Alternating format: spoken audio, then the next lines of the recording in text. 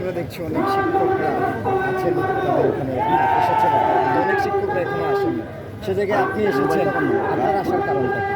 আমার একমাত্র আসার কারণ বিশ্ববিদ্যালয়ে নজওয়ানদের সেবায় লং টাইম স্যার বিশ্ববিদ্যালয় দুবার প্রশাসন চালাইছে।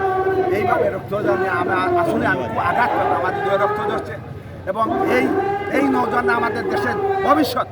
এদেরকে এইভাবে যদি আজকে আপনি আমি তারা তো অন্যায় করে নাই, আমি সেইটা বিচার জানানোর উদ্দেশ্য এইটা তদন্ত করতে হবে, বিচার করতে হবে, শৃঙ্খলা ফিরিয়ে আনতে হবে। এইভাবে করে আপনাদের বুকে লাথি মারা আজকে তো আমরা শিক্ষকের বরদাস্ত করতে পারি না। এটাই আচ্ছা, আজকের এই অবস্থান থেকে আপনাদের শিক্ষকদের স্পেশালি আপনার কি বার্তা থাকবে প্রশাসনের? আমার অনেক শিক্ষক এখানে সমাবেশ করতেছে, আমি বাধ্য হয়ে চলে আসছি এখানে। বাচ্চারা এখানে আসছে, আমরা এখানে এইগুলো হতে পারে না, আমি এই জন্য আসছি। আমার ছাত্রদের বিচারের সাথে আমি একথাটা পোষণ করি। আমার নাম professor doctor Gulam Ali Haider. Thank you.